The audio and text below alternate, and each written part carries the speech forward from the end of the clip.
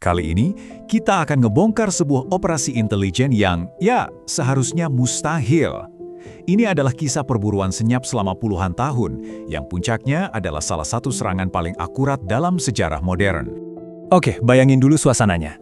Pagi hari, di Tehran, sebuah kota metropolitan yang super sibuk. Di tengah semua hiruk-pikuk itu, sebuah peristiwa besar akan terjadi yang bakal mengubah peta geopolitik dunia selamanya. Nah, ini dia pertanyaan intinya. Pertanyaan yang bikin pusing badan intelijen terkuat di dunia. Seseorang yang hidupnya benar-benar offline. Gimana coba cara melacaknya? Oke, mari kita cari tahu jawabannya bareng-bareng. Di akhir Februari 2026 itu, kata mustahil kayaknya udah nggak berlaku lagi. Sebuah serangan dengan presisi luar biasa menghantam jantung kota Tehran dan langsung melenyapkan target yang dianggap paling nggak tersentuh di muka bumi. Pemimpin tertinggi Iran, Ayatollah Ali Khamenei. Kita lihat rinciannya ya. Jadi targetnya itu bukan cuma Khamenei, tapi juga sekitar 40 pemimpin puncak Korps Garda Revolusi Islam dan pejabat penting lainnya. Mereka semua lagi ada di satu rapat nuklir yang sangat krusial. Dan boom! Cuma dalam 60 detik, 3 serangan presisi mengubah kompleks perkantoran itu jadi puing-puing. Efisien, brutal, dan sangat mematikan. Pertanyaannya kan, kenapa operasi ini dianggap mustahil? Jawabannya sebenarnya simple. Target mereka itu bukan orang biasa. Dia itu hantu digital sejati. Keamanannya itu dibangun di atas 3 pilar utama. Pertama, dia hidup 100% analog di dunia yang serba digital. Jadi, nggak ada jejak elektronik sama sekali. Kedua, dia itu kayak nomaden di negaranya sendiri nih, pindah-pindah terus di antara lokasi rahasia pakai konvoi mobil tipuan yang rumit. Dan yang ketiga, rezimnya itu jagonya disinformasi, sengaja nyebarin kebohongan buat ngejebak mata-mata musuh. Kutipan ini bener-bener pas buat gambarin skalanya. Ini bukan cuma soal susah, tapi secara teori, ini seharusnya nggak mungkin bisa dilakukan. Jadi gimana caranya mereka bisa berhasil? Jawabannya ada di sebuah kolaborasi yang langka banget antara dua raksasa intelijen yang cara kerjanya beda total. Mossad dari Israel dan CIA dari Amerika. Gini deh cara gampangnya, anggap aja Mossad itu pisau bedah. Super presisi, kerjanya ngandelin mata-mata di lapangan, dan butuh kesabaran puluhan tahun buat nyari satu kelemahan manusia. Nah, sementara itu, CIA itu kayak mesin MRI raksasa. Bisa memindai satu negara penuh dengan kekuatan teknologi yang luar biasa, dari satelit sampai penyadapan sinyal. Kalau kerja sendiri-sendiri, mungkin mereka bakal gagal. Tapi begitu mereka digabung, wah mereka jadi kekuatan yang nggak bisa dihentikan. Oke, kita mulai dulu dari si pisau bedahnya Mossad. Kekuatan mereka itu ada di permainan jangka panjang, yaitu membangun jaringan mata-mata atau yang mereka sebut aset di dalam jantung wilayah musuh.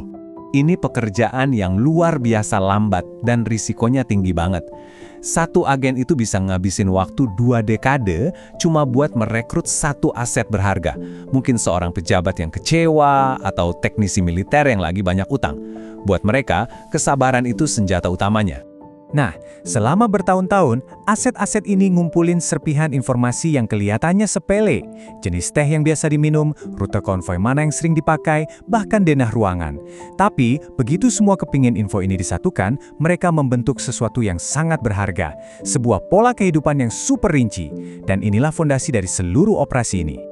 Jadi kalau Mossad yang meletakkan fondasinya, maka CIA yang datang buat menyelesaikan bangunannya.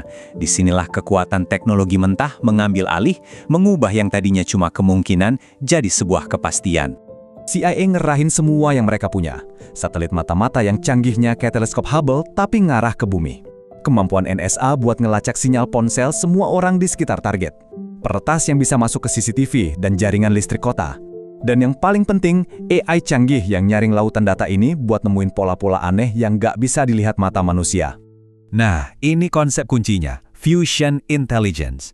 Ini adalah seni menggabungkan laporan dari mata-mata di lapangan yang ngasih tahu apa yang akan terjadi dan kapan, dengan data teknis dari langit yang nunjukin di mana lokasinya. Sinergi inilah yang pelan-pelan mulai ngejebak si hantu. Selama berbulan-bulan, perburuan makin intensif. Tapi mereka butuh kepastian 100%. Dan akhirnya, terobosan itu datang dari kombinasi sempurna antara manusia dan mesin. Jadi, ada 2 petunjuk krusial yang muncul barengan. Pertama, dari aset paling berharga Mossad datang informasi emas.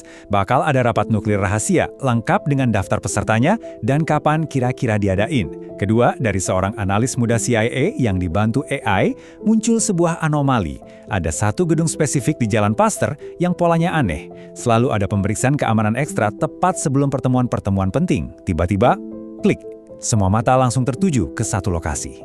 Dan inilah detik-detik terakhirnya. 24 jam sebelumnya, anomali pemeriksaan keamanan terkonfirmasi. 12 jam sebelumnya, sinyal-sinyal ponsel dari daftar peserta mulai bergerak ke arah lokasi itu. 1 jam sebelum serangan, pesan terakhir dari aset di lapangan masuk. Dia ada di dalam. Jendela kesempatan yang sempit itu akhirnya terbuka. Serangannya sendiri itu kayak simfoni kehancuran dalam 3 babak. Pertama, serangan siber besar-besaran yang bikin radar pertahanan Iran buta total. Kedua, serangan kinetik dari jet-jet siluman. Dan akhirnya, pukulan pamungkasnya, bom penghancur bunker seberat 13 ton yang dirancang khusus buat nembus beton bertulang sebelum meledak. Tujuannya satu, menghancurkan fasilitas bawah tanah tempat rapat itu diadakan. Nggak lama setelah itu di sebuah pusat komando ribuan kilometer jauhnya, sebuah pesan singkat dan dingin diterima. Perburuan selama puluhan tahun, akhirnya selesai. Pada akhirnya, kunci keberhasilan operasi ini cuma satu. Perpaduan sempurna antara dua dunia. Dunia spionase kuno yang penuh kesabaran, dan dunia teknologi modern yang nggak kenal lelah. Kisah ini ngasih kita pesan yang sangat jelas. Di era modern ini, kayaknya udah nggak ada lagi tempat buat benar-benar bersembunyi. Kombinasi dari kesabaran manusia yang tak terbatas dan jangkauan teknologi yang terus meluas telah menciptakan sebuah realitas baru. Pertanyaannya sekarang, apa dampak dari realitas baru ini bagi masa depan kita semua?